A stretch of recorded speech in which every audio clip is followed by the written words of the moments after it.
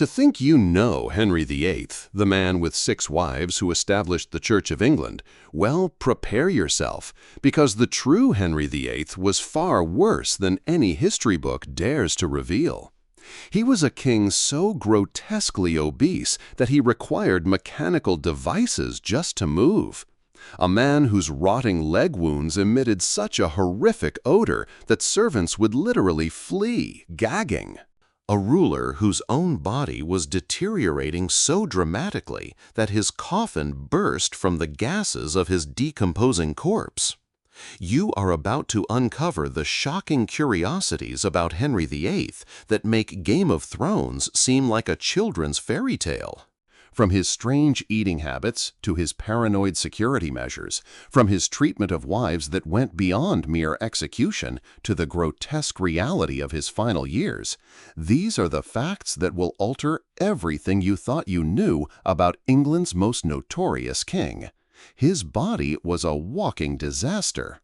Let's begin with the most shocking truth about Henry VIII. By the end of his life, he was literally a walking corpse. We are discussing a man whose body had become so grotesque that even his own servants were traumatized. Henry's waist measured 54 inches. To put that into perspective, that is larger than the height of most people. He weighed approximately 400 pounds in an era when the average man weighed around 140. But here is the truly horrifying aspect. It was not merely obesity. His legs were covered in festering open wounds that never healed. These were not small cuts. We are talking about massive ulcers that continuously oozed pus and rotting flesh. The stench was so overpowering that courtiers would hold perfumed handkerchiefs to their faces when approaching the king. Some historical accounts describe the odor as being detectable from several rooms away. Servants actually drew straws to decide who had to assist in dressing him, as getting close to those wounds was regarded as a form of punishment. But wait, it gets worse. Modern medical experts believe Henry suffered from a severe traumatic brain injury due to a jousting accident in 1536. This was not merely a minor injury. He was unconscious for 2 hours, which in medieval terms signified that he was virtually dead. The injury likely resulted in significant personality alterations, elucidating his shift from a relatively normal young king to the paranoid, rage-filled tyrant of his later years. This information is not typically covered in history classes, but it is probable that Henry also suffered from a condition known as Cushing syndrome, which would account for his substantial weight gain, mood fluctuations, and those dreadful leg ulcers that refused to heal. His own physicians were so frightened of him that they would not dare to suggest he might be gravely ill, as criticizing the king's health was deemed treasonous. The man who asserted his divine right to rule could not even manage his own bodily functions in his final years. Royal attendants had to carry special chairs with them wherever he went, as Henry could scarcely move from room to room without having an accident. This is the same individual who executed people for merely glancing at him the wrong way. Furthermore, the plight of his wives was even more severe than one might imagine. While it is well known that Henry VIII had 6 wives and executed 2 of them, the reality of what those women experienced extends far beyond a mere beheading. We are discussing psychological torment that would make contemporary serial killers envious. Take Anne Boleyn, for instance. Prior to her execution, Henry did not simply decide to kill her. He orchestrated a complex setup that involved compelling her own musician to confess under duress to having an affair with her. However, the truly grotesque aspect is that Henry forced Anne to witness the execution of 5 men, including her own brother, who were accused of having slept with her. She had to endure the agony of standing there, fully aware that she was next, as innocent individuals were executed due to her husband's delusions. Catherine Howard's situation was even more dire. She was merely a teenager when Henry wed her. Upon discovering her previous relationships, he did not simply execute her, he enacted a law declaring it treason for anyone to marry the king without disclosing their sexual history. Imagine the pettiness of altering the entire legal framework because your teenage wife was not a virgin. However, the psychological manipulation was the most distressing aspect. Henry would lavish his wives with gifts and affection one day, only to completely disregard them or issue threats the next. Catherine of Aragon spent her last years effectively under house arrest, prohibited from seeing her daughter Mary, while Henry propagated rumors about her mental health. She passed away in solitude, possibly poisoned, penning letters to Henry that he never took the time to read.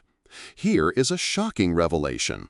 Henry compelled his wives to sign documents consenting to their own divorces or annulments. Anne of Cleves was so frightened of him that she consented to a sham marriage annulment merely to evade execution. She had to act as if their marriage had never occurred and express gratitude for the privilege of not being killed. Then there was Jane Seymour, the fortunate one who succumbed to natural causes. She died from complications following the birth of Henry's son. Remarkably, Henry was already considering his next wife before Jane's body had even cooled. He waited precisely 9 days after her funeral to begin planning his subsequent marriage. This man treated human beings as if they were disposable commodities, and the most tragic aspect is that these women had no means of escape. Divorce was not an option, fleeing meant certain death, and resistance was futile. Back signified not merely your own execution, but potentially the annihilation of your entire family. 3. His eating habits were utterly outrageous. If you believe competitive eating is astonishing today, just wait until you learn about Henry VII's daily food intake. This individual did not merely dine like a king, he consumed food as if he were attempting to single-handedly instigate a famine. Henry ingested approximately 5,000 calories each day.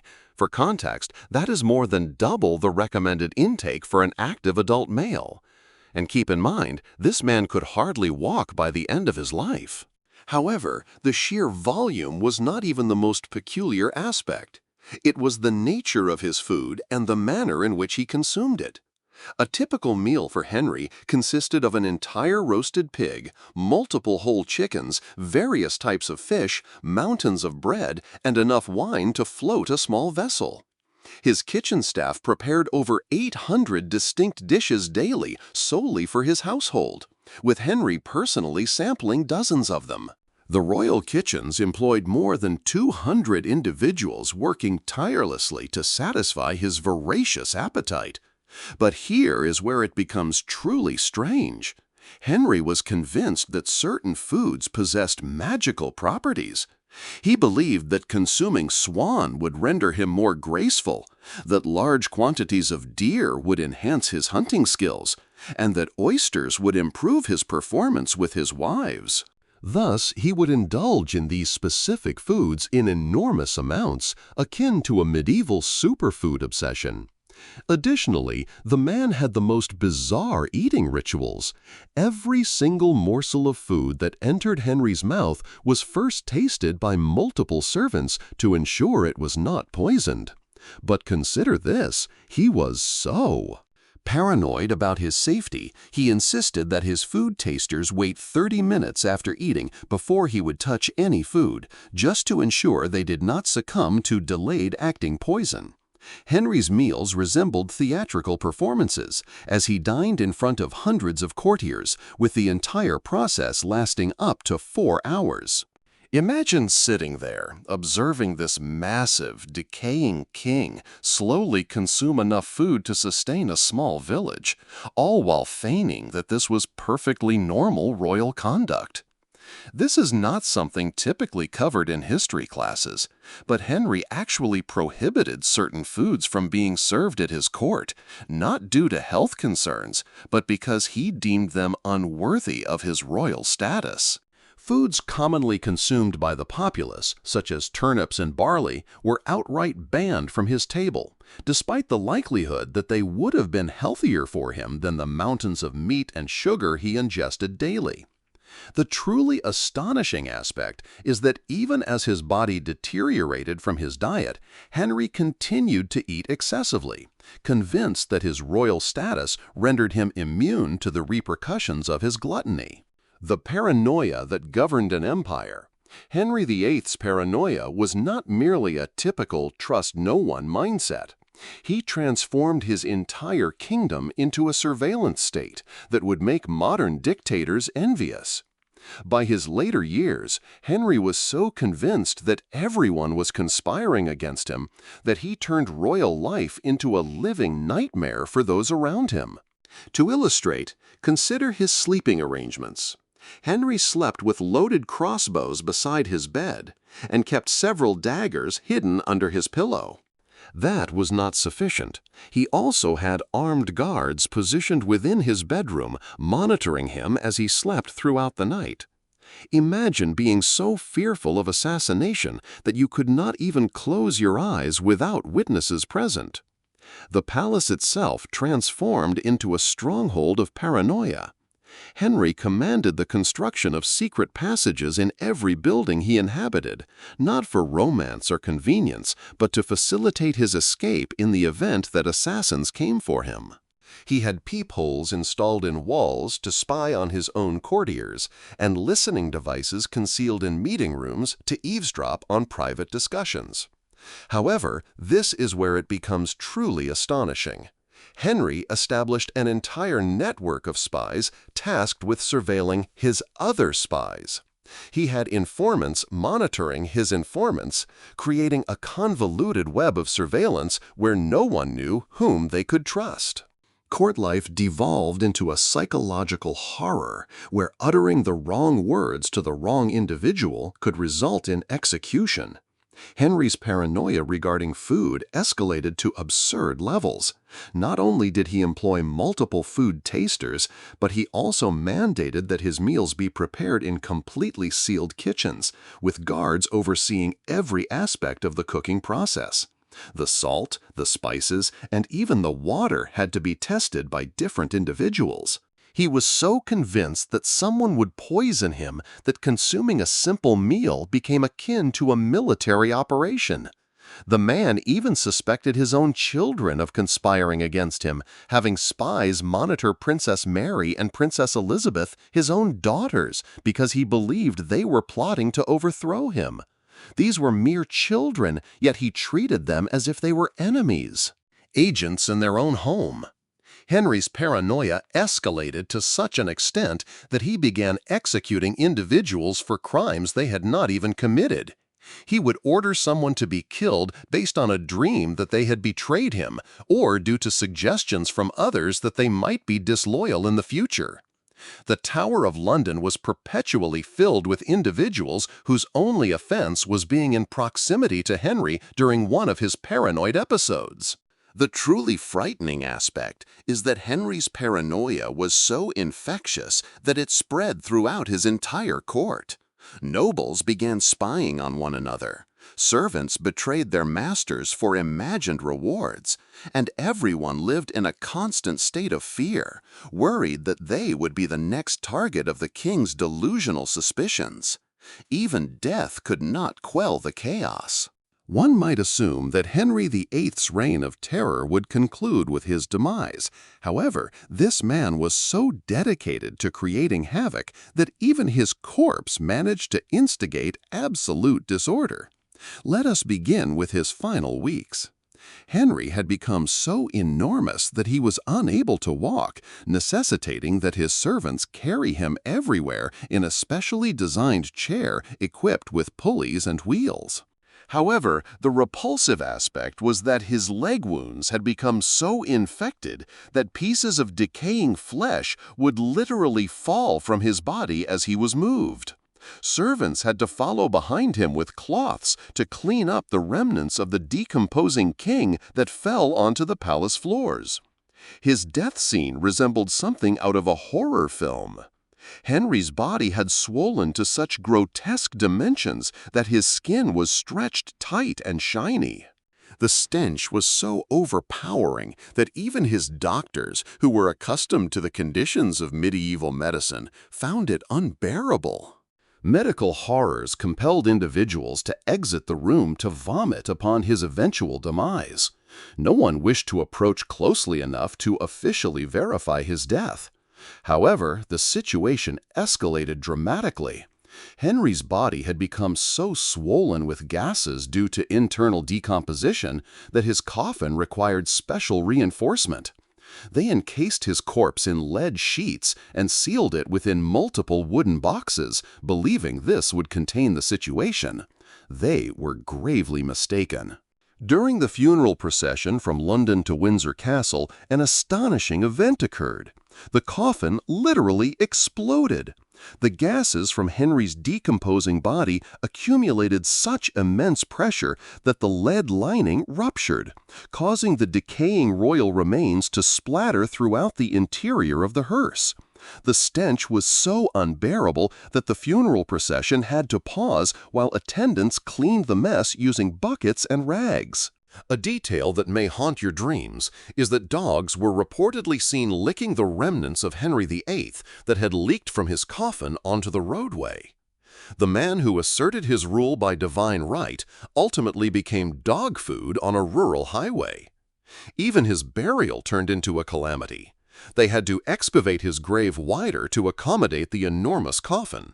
Yet the ground continued to collapse as the soil could not bear the weight of all that lead and decaying flesh. It required multiple attempts to finally inter the king's remains and secure them in the earth. The chaos did not cease there. For years afterward, individuals reported unusual noises and dreadful odors emanating from Henry's tomb. Some attributed it to his ghost, but historians believe it was likely just the result of decomposition. More gases were released from his continuously decomposing remains. You may not learn this in history classes, but Henry's death was so traumatic for all involved that several of the servants who handled his body perished within weeks, likely due to infections contracted from contact with his decaying corpse. Thus, the true Henry VIII emerges, not the charismatic king portrayed in popular culture, but rather a walking disaster whose own body betrayed him as dramatically as he betrayed those around him. He was a man so consumed by paranoia and gluttony that he transformed one of Europe's most powerful kingdoms into his personal horror show. The most powerful man in England became a prisoner of his own decaying body. And even death could not terminate his ability to instigate absolute chaos. His legacy extends beyond the Church of England or his 6 wives. It serves as a masterclass in how absolute power can metamorphose a human being into something genuinely monstrous. If these unsettling royal facts have prompted you to reevaluate everything you believed about history, perhaps consider hitting that subscribe button. For there are numerous more horrifying truths that textbooks conveniently omit, and trust me, you have yet to hear anything.